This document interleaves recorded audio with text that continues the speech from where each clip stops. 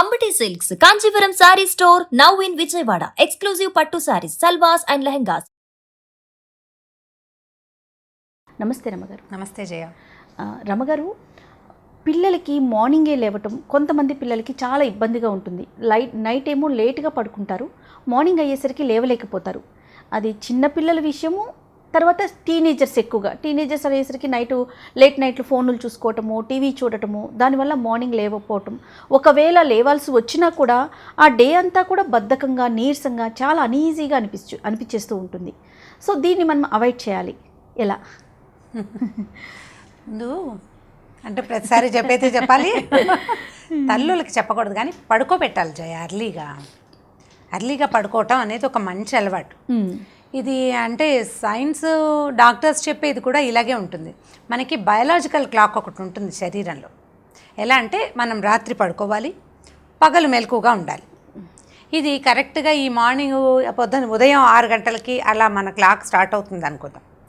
కొన్ని రోజులు ఇలా చేస్తాం. మనం పొద్దున్నే 6ంటికి లేస్తాం, రాత్రి 10 గంటలకు పడుకుంటాం. ఒక నెల రోజులు చేసామనుకోండి. నెల తర్వాత మనం రాత్రి 12 దాకా ఉండి పొద్దున్న లేవలేం కదా. అంటే మనకి ఎన్ని గంటల నిద్ర అలవాటైంది? 10 నుంచి 6 దాకా. 6, 2, 8 గంటల నిద్ర మనకి అవసరం. ఈ 8 గంటల నిద్రని మనం కనుక రాత్రి కొంచెం 2 గంటల అవతలకి షిఫ్ట్ చేస్తే ఉదయం ఏమవుతుంది? 6కి లేవాల్సిన వాళ్ళం 8కి లేస్తాం. 8కి లేస్తే 6 గంటలకి లేదా 6:30కి తాగాల్సిన కాఫీయో పాలో వెనక్కి వెళ్తాయో 2 గంటలు వెనక్కిపోతుంది. మన మెషిన్ 2 గంటలు లేట్గా పనిచేయటం మొదలు పెడుతుంది. రైట్. కాబట్టి ఇప్పుడు ఇంకా రాత్రి 12 కాకుండా 1 గంట 2 చేసామనుకోండి, ఈ క్లాక్ ఎక్కడికి పోయింది ముందుకి? ఆ 8 గంటలు మరి కావాల్సిందే కదా నిద్ర. ఇంకా కొంచెం 10 గంటలకు పోతుంది. 10 గంటలకు ఆల్రెడీ మనం 2 కనీసం మీల్స్, ఒక చిన్నది ఒక పెద్దది, 2 మీల్స్ చేసేయాల్సిన వాళ్ళం. ఒకటి కూడా మనకు పడకపోయేసరికి ఏమవుతుందంటే మన బయలాజికల్ క్లాక్ డిస్టర్బ్ అయిపోతుంది. సైన్స్ పరంగా ఇది. మామూలుగా అయితే మనకి క్రమశిక్షణ ఉండదు కదా. రోజు ఒకటే టైంకి లేవటం, ఒక టైంకి లైన్గా పనిచేయటం, అలాంటివి లేకపోతే మనకేముంది? ఏ క్రమశిక్షణ లేనట్టే ఇష్టారాజ్యంగా పడుకుని ఇష్టారాజ్యంగా లేస్తాం.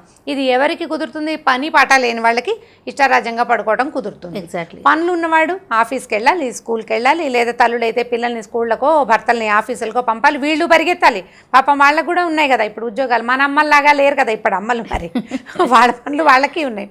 ఈ ఇంత పరుగులో నిద్ర చాలకపోతే, అవును, రాత్రి సరిపడా నిద్ర 8 గంటల పూర్తి స్థాయి నిద్ర కనుక మనం తీసుకోకపోతే ఫస్ట్ మనకు వచ్చే సమస్య ఒకటి గిడ్డినెస్, తలనొప్పి, నిద్ర చాలా చికాకు, బద్ధకం. ఎవరేం మాట్లాడినా వాళ్ళని తన్నాలనిపిస్తూ ఉంటుంది. ఆరోగ్యపరంగా అయితే థైరాయిడ్, డయాబెటీసు, బీపీ, తర్వాత స్పాండిలైటిస్, ఈ 4 దగ్గరకు వచ్చేస్తాయి. కనిపించకుండా, మనకి తెలియకుండా. మొదటి రోజు రావు, మొదట సరదాగా ఉంటుంది. ఇది మనం ఎక్కడ స్టార్ట్ చేస్తాం చూడండి. మీరు మొదట బేసిక్ చంటి పిల్లల్ని తీసుకోండి. పిల్లలు ఎక్కువ నిద్రపోతారు కదా, పుట్టిన పిల్లలు చాలా గంటలు పడుకుంటారు. ఇవాళ రేపు చంటి పిల్లలు కూడా నిద్రపోని రకాలు కొన్ని కనపడుతున్నాయి. ఆ పిల్లాడు అసలు పడుకోడండి అంటారు. ఎందుకు పడుకోడో, వాడు ఏం చేస్తాడో పడుకోకుండా రాజకార్యం మనకు తెలియదు. ఈ పిల్లలు ఎక్కువ నిద్రపోవాలి. ఎందుకంటే మొదటి 6 నెలల్లో వాళ్ళకి ఇన్నర్ ఆర్గాన్స్ పుట్టుకతోటే అన్నీ ఫామ్ అవ్వవు, పూర్తిగా చిట్టిగా ఉంటాయి. లివర్ కానీ హార్ట్ ఫంక్షన్ పర్వాలేదు, నడుస్తూ ఉంటుంది. లోపల ఇంకా ఆర్గాన్స్ ఉన్నాయి కదా, అవన్నీ చిన్నవిగా ఉంటాయి. ఈ మొదటి 6 నెలల నిద్రలోనే అవి పెరుగుతాయి. ఓకే. బాగా నిద్రపోతారు, లోపల పెరుగుతుంటే పిల్లాడు కూడా కొంచెం చక్కగా బొద్దుగా మెల్లిగా తయారవుతారు, పిల్లలు నూనబడతారు, యాక్టివిటీస్ వస్తాయి. అవన్నీ వాళ్ళ నిద్రలో కార్యక్రమాలు. అంటే నిద్రలో శరీర భాగాలు పెరగటం అనేది నేచరే మనకి ఏర్పరిచింది మొదటిది. ఇప్పుడు మనం పడుకున్నాం అనుకో, పెద్దవాళ్ళం పడుకుంటే మనకి లోపల పొట్టలో ఉన్న మెషిన్ పనిచేస్తుంటుంది, ఆహారం మరుగుతుంది, మర్నాటికి కావాల్సిన ఇంట్లో నుంచి అన్ని ఒంట్లో కావాల్సిన గ్లూకోజ్లు, తర్వాత మీ రక్తాన్ని ఫిల్టర్ చేయటము, అవన్నీ తాపీగా చేసి పొద్దుటికి ఫ్రెష్గా మనని నేచరే తయారు చేస్తుంది. అది ఇప్పుడు డే అంతా మనం వర్క్ చేస్తాము, నైట్కి వెళ్ళి మీరు అన్నట్టుగా కరెక్ట్ టైంకి పడుకొని కరెక్ట్ టైంకి లేసామనుకోండి, నెక్స్ట్ డే యాక్టివ్గా ఉంటాం, మళ్ళీ పనికి మనం రెడీ అయిపోతాం. డిస్టర్బ్గా అనిపిస్తుంది రమగారు. వర్క్ చేసే వాళ్ళకి కావచ్చు, ఇంట్లో ఎవరికైనా కానివ్వండి, పిల్లలకి కావచ్చు. అదే మనం పసిపిల్లల్ని ఎలా నిద్రపుచ్చుతామో అలాగే కనీసం 15-16 ఏళ్ళు వచ్చేదాకా అలాగే టైంకి పడుకోబెట్టేయటం అలవాటు చేయాలి. నేను ఒక డే కేర్ స్కూల్కి అప్పుడప్పుడు వెళ్తుండేదాన్ని, వాళ్ళకి ఏదో స్కూల్లో శ్లోకాలు చెప్పడానికి. 8:45కి ఒక అమ్మ భుజం మీద వేళ్లాడిపోతున్న ఒక చంటి పిల్లని తెచ్చేది, ఒక 2-3 ఏళ్ళది. ఇంకా లెగలేదండి అని. ఇంకా ఎందుకు లెగదు? 8:45 అయితే పిల్ల లేవదా నిద్ర? పొద్దున్నే లేవదంటే రాత్రి 2 అయిపోయిందండి పాప పడుతుంది. 2 దాకా ఆ పిల్ల ఏం చేస్తుంటే ఆడుకుంటుంది అని. 2 దాకా ఆడుకోవటం ఏమిటి, 2 దాకా ఎందుకు ఆడుకుంటుంది పిల్ల? అప్పుడు నేనేం చేశానంటే నాకు కొంచెం ఊరికే సరదాగా అందరినీ క్వశ్చన్ చేశాను, అమ్మాయి పాప ఎన్నింటికి పడుకుంటుంది, ఎన్నింటికి లేస్తుంది, ఈ అబ్బాయి ఎలా? ఆ మొత్తం 20-18 మంది పిల్లల్లో 2 పిల్లలే 8ంటికి నిద్రపోయి పొద్దున్నే లేచే పిల్లలు. మిగిలిన అన్నీ రాత్రి 11కి 12కి 1 గంటకి తల్లులు తండ్రులు పడుకోరు, లైట్లు వేసుంటే పిల్లలు నిద్రపోరు. వీళ్ళు టీవీలు చూడాలి, లేకపోతే ఏదైనా ప్రోగ్రామ్ చూసుకోవాలి. ఉద్యోగస్తులు అయితే వాళ్ళ ల్యాప్టాప్లు పెట్టుకుంటారు, పిల్లలు కూడా అక్కడే బొమ్మలు పెట్టుకుని ఆడుకుంటారు. తండ్రి ఆరోగ్యం తల్లి ఆరోగ్యం ఎలాగో పాడైపోతుంది, అందులో మనం చేసేదేం లేదు. పిల్లల ఎదుగుదలలో పూర్తిగా వీళ్ళు చెడగొట్టేస్తారు ఎదుగుదలని. ఇది కాదమ్మా, కొంచెం ఎర్లీగా లైట్ ఏం చేశాను, వీళ్ళకి శ్లోకాలు వదిలే కౌన్సిలింగ్ చేద్దామని 10 మందిని కూర్చోబెట్టి మీరు ఎర్లీగా నిద్రపుచ్చండి, కొన్ని రోజులు చూడండి, పిల్లల తాలూకు యాక్టివిటీస్లో ఏమైనా డిఫరెన్స్ వస్తుందంటే.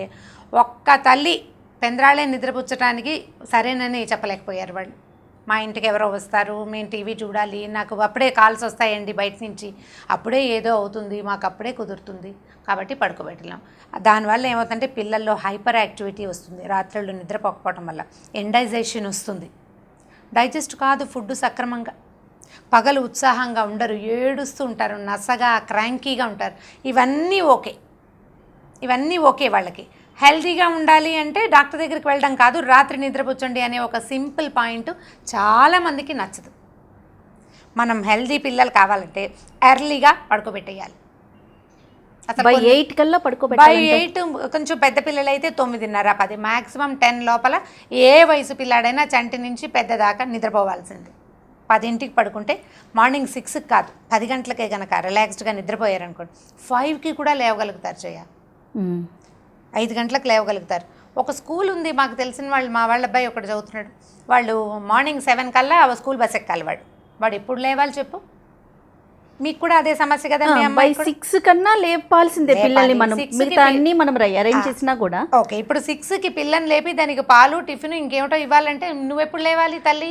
5 కన్నా లేవాలి. అప్పుడు నువ్వు ఎప్పుడు పడుకోవాలి? ముందుకెళ్ళాలి కదా 8 కదా. 8 కాకపోతే కనీసం 6-7 గంటలైనా మీ శరీరానికి బ్రెయిన్ రెస్ట్ ఇవ్వకపోతే మీరు మర్నాటి యాక్టివిటీస్ ఏ రకంగా చేస్తారు? అసలు జీవితం ఏ రకంగా ప్రోగ్రెసివ్గా వెళ్తుంది? మన లైఫ్ ప్రోగ్రెసివ్గా ఎప్పుడు వెళ్తుంది? మనం హెల్తీగా హెల్తీగా ఉంటేనే. హెల్తీ లేదు నిద్ర లేదు, ఇంకా ఏ రకంగా వెళ్తాం? దీని మీద ఒక కథ ఉంది జయ. ఇది అయితే ఒక చిన్న పాయింట్ చెప్తాను రమ్మగారు. ఎలా చేస్తున్నారంటే మనం గమనిస్తూ ఉంటే వీక్ డేస్ అంటే స్కూల్ ఉన్న రోజు అర్లీగా పడుకోబెట్టేస్తున్నారు మ్యాక్సిమం ట్రై చేసే వాళ్ళు ఉంటే కనుక. అదే వీకెండ్స్ లేకుంటే హాలిడేస్ అప్పుడు వదిలేస్తారు. కానీ వీళ్ళకి డిస్టర్బ్ అయిపోతారు కదా పిల్లలు. అప్పుడు సోమవారం మంగళవారాలు పిల్లల తల్లుకు ప్రోగ్రెస్ ఏం బాగుండదు, తల్లులకు తెలుసు ఆ సంగతి. శనాదివారాలు సెలవులు మనం వదిలేస్తాము. శనివారం రాత్రి 12 అయినా వాడు నిద్రపోడు, ఆదివారం పొద్దున వాడు ఎప్పటికీ లేవడు. లేదా శుక్రవారం అనుకుందాం, శుక్రవారం రాత్రి వాడు లేట్గా పడుకుంటాడు, శనివారం లేవడు, మధ్యాహ్నం దాకా బంచాల మీదే ఉంటారు.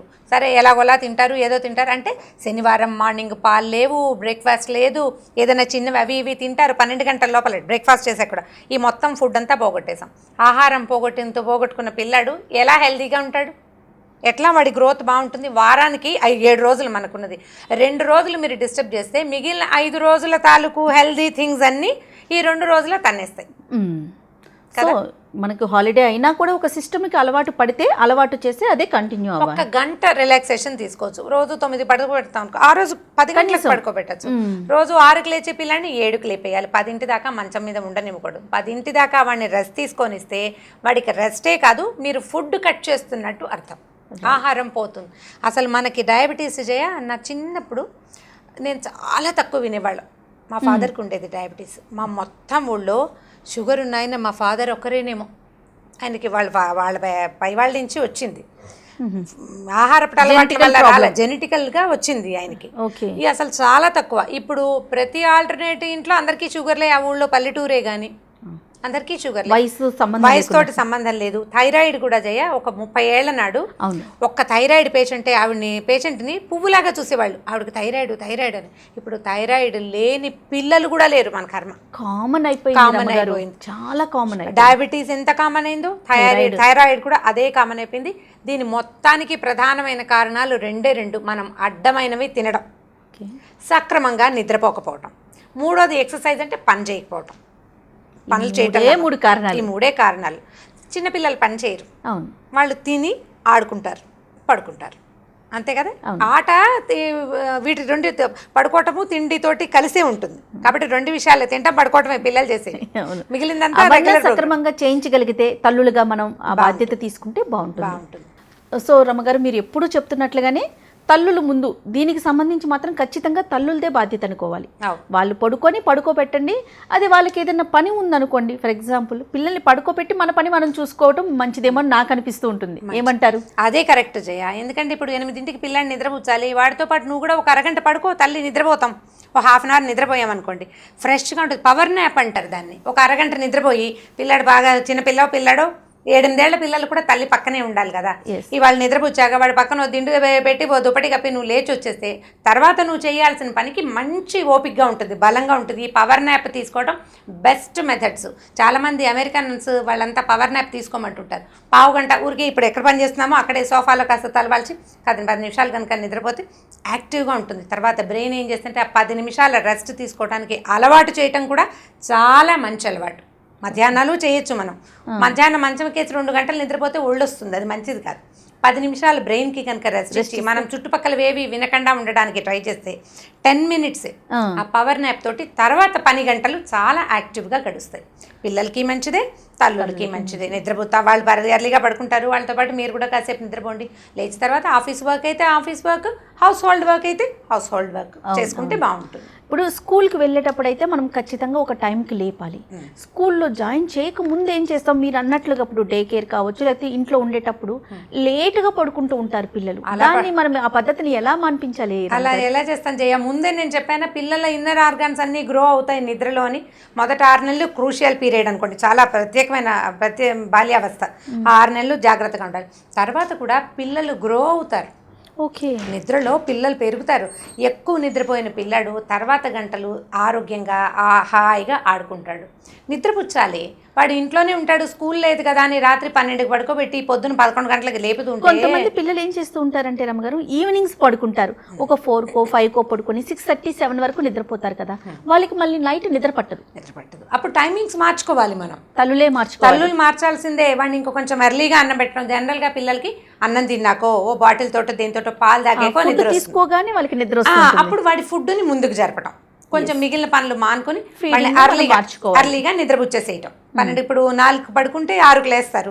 అలా కాకుండా మీరు 2కే పడుకోబెడితే 4కి లేస్తారు, 4 నుంచి ఆడుకుంటారు. 4 నుంచి 7 దాకా ఆడంగానే వాడు ఆవలించడం మొదలు పెడతాడు. ఏ పాలో మంచి అన్నమో పెడతాము, ఒక ½ గ్లాసో చిన్న గ్లాసో పాలు కలిపి ఇచ్చేస్తాం. 8:30 9ంటికి నిద్ర వచ్చేయచ్చు. వీడి ఫుడ్ టైమింగ్స్ అన్నీ మన చేతిలోనే ఉంటాయమ్మా. ఒక్క పూట ఒక అరగంట భోజనం వేళని ముందుకు జరపడం మొదలు పెడితే ఒక 4-5 రోజుల్లో పిల్లల్ని మనం హ్యాండిల్ చేసేయగలం. పడుకోవట్లేదు అనుకునే బదులు అట్లీస్ట్ ఆలోచించి ఎందుకు పడుకోవట్లేదు, ఎక్కడ మార్పు చేసుకోవాలని ఆలోచిస్తే, అంటే అది మనం కూడా మారాల్సి వస్తే కొంచెం కష్టంగా ఉంటుంది. కానీ మనం మారిస్తే పిల్లాడు బాగుంటాడు. కానీ ఇంత కష్టపడేది వాళ్ళ కోసమే కదా రమ్మగారు. ఖచ్చితంగా మారాలి, మనం మార్చుకోవాలి. ఎందుకు వీడు పడుకోవట్లేదు, ఎందుకు హైపర్ యాక్టివ్గా ఉంటున్నాడు, ఎందుకు పడుకోవట్లేదు ఏమిటి అనేది మనం ఆలోచించాలి. కొంతమంది పిల్లలకి డిస్టర్బ్డ్ స్లీప్ ఉంటుంది. ఉయ్యాలో వేయగానే ఎంతసేపు ఉయ్యాలో వేస్తే ఏడుస్తారు, లేకపోతే మంచం ఒళ్ళో ఉన్నసేపు నిద్రపోతారు, మంచం మీద పడుకోబెట్టంగానే లేస్తారు. అంటే ఏంటంటే వాడికి ఆ క్లోజ్డ్ ఫీల్ ఏదో లేదు మంచం మీద, మిస్ అవుతారు. అది ఆలోచించుకుని దానికి తగినట్టుగా ఏదైనా మంచి మెత్తడి దుప్పటి వేయటం, కొంచెం దగ్గరగా ఊంబి ఫీల్ కలిగేలాగా చేయటం, అది చూసుకుంటూ ఉండాలి.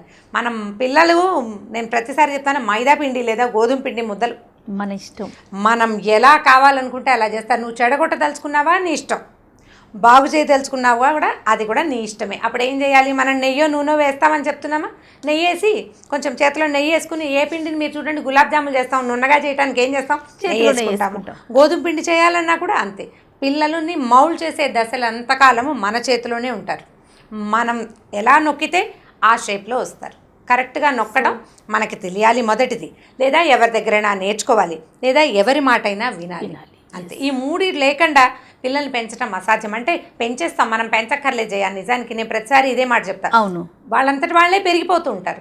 నీకు సజావుగా కావాలంటే ఖచ్చితంగా ఫాలో అవ్వాలి కదండి భవిష్యత్తుకు పునాది. అవును, ఇప్పుడు మీరు ఎంత ఈ 10-12 ఏళ్ల వయసులో ఎలా కేర్ఫుల్గా పిల్లల్ని ఏర్పరిచి చేస్తారో అదే వాడి భవిష్యత్తును నిర్దేశిస్తుంది మనం. కాబట్టి ఈ టైంలో సరైన టైంకి భోజనం, సరైన టైంకి నిద్ర, పిల్లల్ని ఆడుకునేందుకు అవకాశం, ఈ 3 ఇస్తేనే పిల్లలు సరిగ్గా పెరుగుతారు.